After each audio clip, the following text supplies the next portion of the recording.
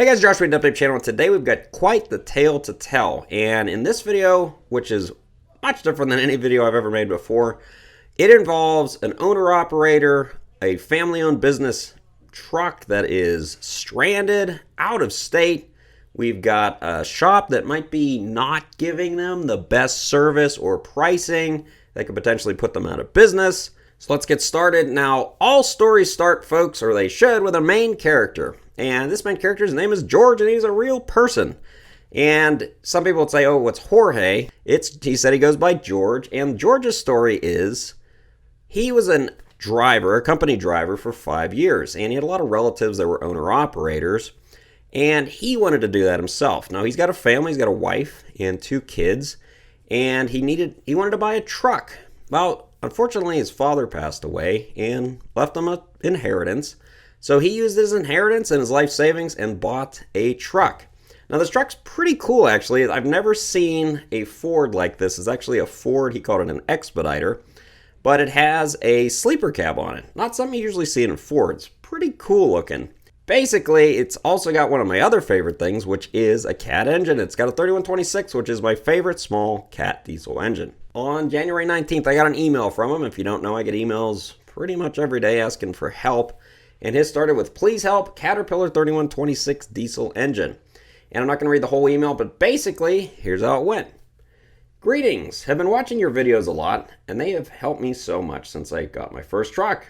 She has a Caterpillar 3126 diesel engine that up until now I've been able to fix a lot with just your YouTube videos. Thank you, by the way. But now I face an issue that is an absolutely stump.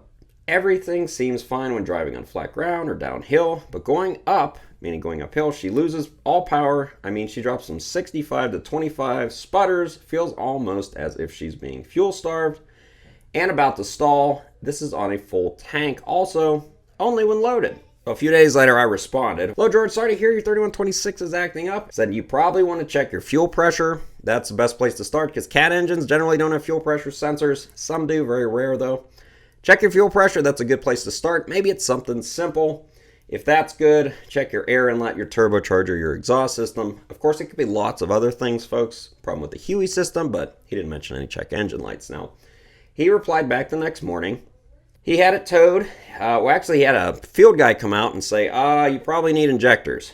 They run a couple $100, and then he said he had it towed to a local shop. Now, obviously, he doesn't live in Maryland, so he doesn't know the shops there very much either. Now, I don't live in Maryland either, so I don't know him either. So then he replied back to me, and he said, hey, I just got an estimate from the shop in Maryland, and he wanted me to look at it. So I did, folks, and this is where it gets very, very, very frustrating as someone in the diesel mechanic market. Because, folks, I already told you the guy's history here. And most owner-operators, these are mostly small businesses. These are owned by families. Most of these people have kids. They have bills. This isn't a huge multi-billion-dollar corporation that if one truck breaks down, they can deal with that. These owner-operators have a hard time when they have very high expenses unexpectedly. So let's look at this estimate. All right, folks, so I am going to tear this quote apart. So first thing we're going to start with is the service report for it was already done. So customer states unit was shut off in the middle of the road, was able to get started, back up a couple times, then shut down again. When fuel cap is removed, unit will work okay. When unit starts to choke out, we'll see white and blue smoke. Verified customer concern. Connected to unit, no active codes present. Was able to get unit started. Found unit has dead miss. Performed cylinder cutout test. Found number 3 cylinder dead. Unit has fuel going to injector, but injector is not firing. Recommend replacing all injectors. So it sounds like basically they went out, started the truck, it died a couple times. They connected with ET, there's no codes. So what did they do? They got it started, did a cylinder cutout test. Number 3 cylinder is dead. It's not firing. Unit has fuel going to injector, but injector is not firing. How did he verify that it has fuel going to injector? I don't see that they actually measured fuel pressure here. Not only that, on a 3126, the fuel goes to a rail in the head. So all the injectors are always getting fuel all the time. They didn't check that it had fuel pressure. You can't actually do that unless you measure the fuel pressure going to the head. So basically, he did a cutout test. Number 3 is not working. He says it needs all 6 injectors. I'm going to get back to that part in a second, but first, let's look at this. So hooking up ET, starting the truck, doing a cutout test, roughly how long would that take? Certainly should take about an hour or less of diagnostic time. Now, I don't know their rates here. I'm going to assume they're less than $400 an hour. I'd be really surprised if they were that high, but stuff might make more sense in that case. Because they billed him $411 for this. $411 to do a cutout test, basically. What?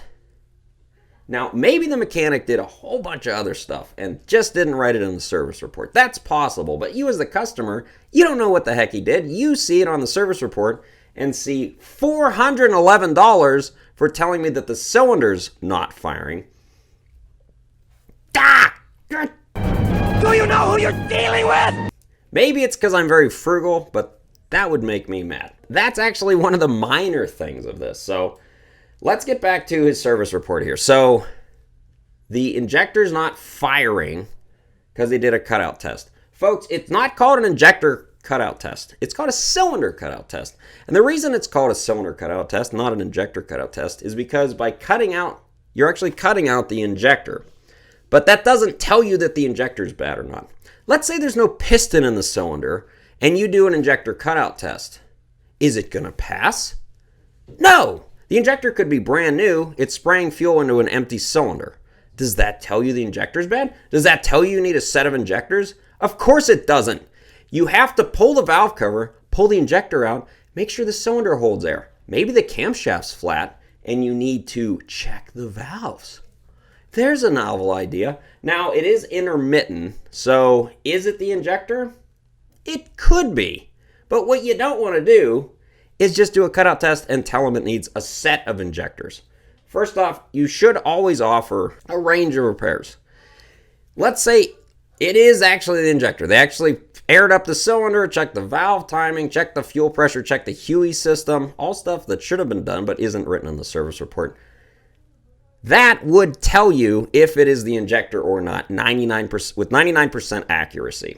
If everything else checks out, it's most likely the injector. If you just don't do any checks, though, and then tell me he needs a set of injectors, you're rolling the dice with his money. Don't do that. Okay, so that gets to the replace all injectors. You might be saying, wow, Josh, you're very critical of the service report. Well, remember, I don't actually know what the mechanic did. I'm just going by the service report here. That's not even the worst part of this quote. We haven't even got to the worst part of this quote yet. So he sent me this quote and said it was over $10,000 estimate for a set of 3126 injectors. What? How is it that much money? And this is an independent shop. This isn't, a dealership.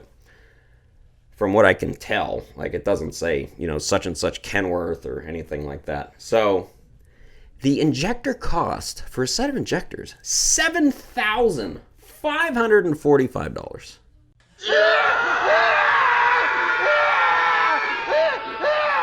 I thought to myself, that seems extremely high. So I looked up the part he needs.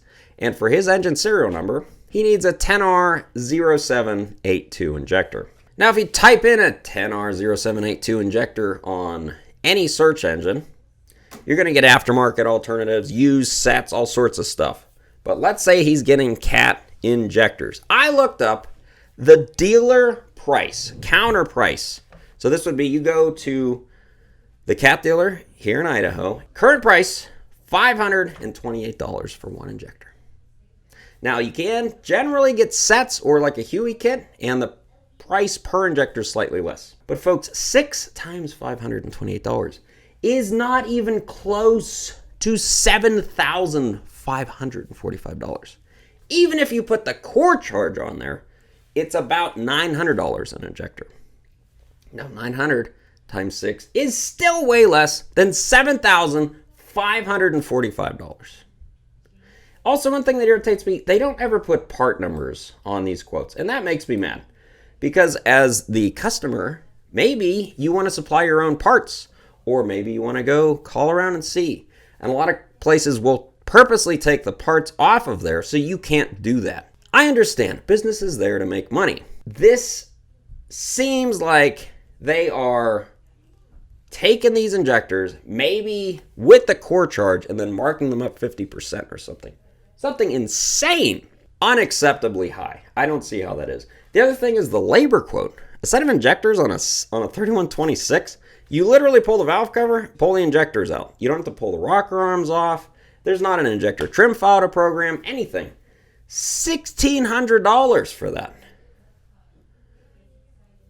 They're not that hard, folks. And there's really no description of why it would be that much labor. It doesn't really say that. This isn't a motorhome where you have to pull the toilet out and stuff, folks. Their quote is really infuriating. Now, as I said earlier in the video, this quote would basically bankrupt this company, but his concern is not, he doesn't mind fixing the truck if that's what it needs. His concern is he getting correct pricing, and is it going to fix the truck? And I think in both those instances, it may not. Now, it may be an injector, like I said, folks, but they didn't determine that, at least in the service report.